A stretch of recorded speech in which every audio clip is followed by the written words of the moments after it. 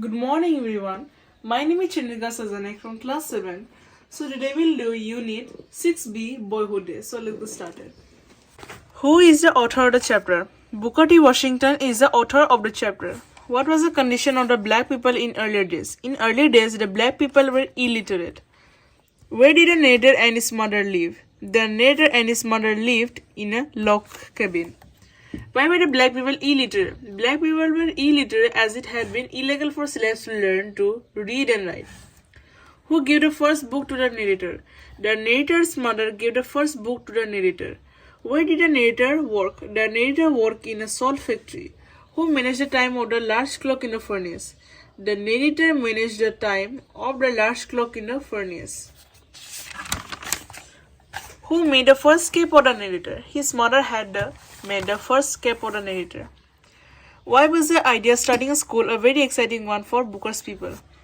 Booker's community had previously been enslaved by members of the white race, were poor and had to start working at a young age to support their families and themselves.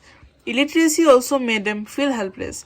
The idea of starting a school for their community was thus very exciting as Booker's community would no longer be illiterate and helpless, and they could now be independent and learn. How did they plan to house the teacher?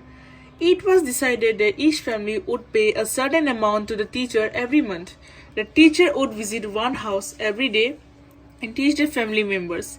Later, day schools, night schools, Sunday schools were started and would to teach over there. Why were both the day schools and night schools filled to overflowing? Everyone wanted to learn how to read and write and become independent. This enthusiasm among the people resulted in the day schools and the night schools becoming overcrowded. At times, many people couldn't attend the school because there was no rule for them. Now think and answer. Describe Booker T. Washington's initial struggle to learn to read. What were the obstacles he faced? Booker T. Washington had a strong desire to learn when he was a kid. He asked his mother to get him whichever book that she could.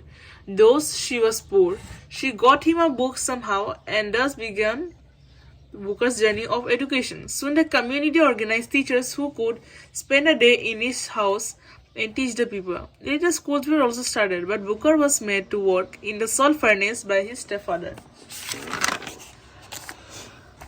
What were the problems he faced when he finally went to the school, and how did he overcome them?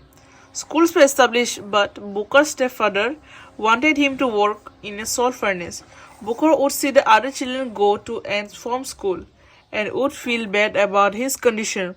He pleaded his cause to his mother, and the deal was struck between his stepfather and him. He had to rise early and work till 9 in the morning, and then he could go to school. He also had to return to the furnace and work another 2 hours after. He would often be late to school, so he moved the hands of the clock in the salt furnace to match its timing. Despite these difficulties, Booker didn't give up on his desire to learn. Relevant question. Today, though the government offers free education, many children in our country do not get attend school.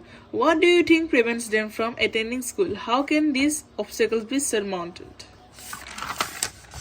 The government promises free education to the poor people of the country. The poverty overpowers the desire to learn and be educated.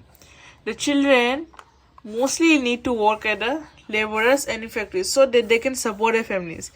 If the government starts providing the poor people with jobs that offer security and good wages, there could be no need for their children to work. Apart from this, spreading awareness of the importance of education is sensible. So thanks for watching my video. Please like, share and subscribe my channel. So thank you. Bye bye.